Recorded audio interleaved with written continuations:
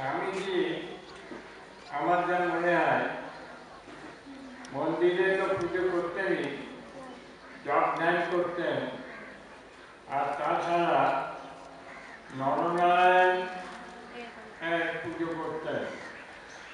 মানে মানুষ যা আছে, মা বা বন্ধু যারা যেখানে আছেন, তাদের মধ্যে যত রকম কষ্ট হয় এবং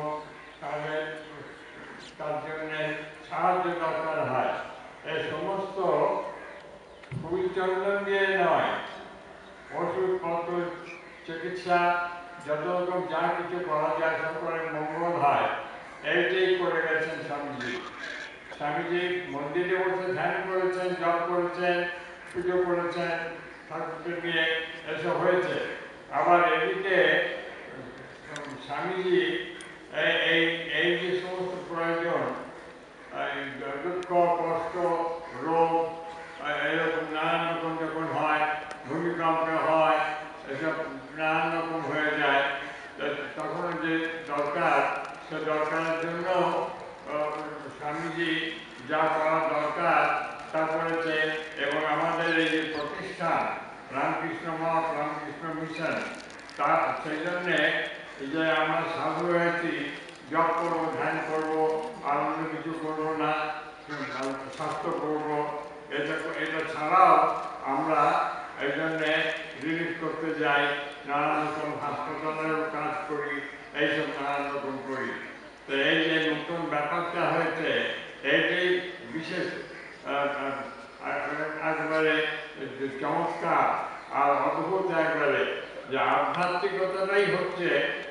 আমরা যে সন্ন্যাসী হয়েছি, আমরা তো আধ্যাত্মিকতার জন্যই করেছি, ভগবান লাভ করার জন্যই করেছি, কিন্তু ভগবান লাভ যে করা যায় সেটা শুধু দরজা বন্ধ করে বসে জপ মন্ত্র জপ করলেই যে হবে তা শুধু নয়, এরকমও যে হয় সেবা করে, এই নরনারায়ণের সেবা, মন্দিরের মূর্তির সময় নরনারায়ণ, প্রত্যেক মানুষই, মায় আর বাবা যাই হোক না কেন, তারা সবই তো ভগবানেরই সৃষ্টি, তার মধ্যে ভগবানই আছেন, তো তাদের সব সেবা করা, এই সমস্ত করা সব করেছিলেন। এই করেই তো এত বড় এই রামকৃষ্ণ মঠ, রামকৃষ্ণ মিশন চলছে। আর সেইটাই হচ্ছে সবচেয়ে আনন্দের, যে আমরা এরকম করে সেবা করতে পারি, মন্দিরে বসে ধ্যানও করি, জপও করি, আবার রিলিফের কাজ করি, হাসপাতালে কাজ করি, স্কুলে লেখাপড়ার জন্য কাজ করি, এইসব নানান রকম কাজও করি। সে কাজটা যে এমনি করি তা না, ওটাই আমাদের সাধনা, এইসব করা, যার সাধন তার সিদ্ধি, এইরকম করে করেছি। তা যারা ঠাকুরের ভক্ত, তাদের বলবো যে তারা ঠাকুরের সম্বন্ধে যে সমস্ত ভালো কথা রয়েছে, কথামিত আছে, সব আছে, ওর মধ্যে পড়বে, আর স্বামীজি বইয়ে পড়বে, পড়ে তাই নিজেরাও যেন সেই রকম করে করো, করে নিজেদের জীবন ধন্য হবে, ভালো লাগবে, আর সমাজেরও মঙ্গল হবে। আমি প্রার্থনা করি যে সকলেই ঠাকুর, মা, স্বামীজি ওরা আশীর্বাদ করুক, সকলেই যেন করতে পারে, করে আনন্দ তাদের পায়ের কাছে পৌঁছে যায়। জয় ঠাকুর, জয় মা।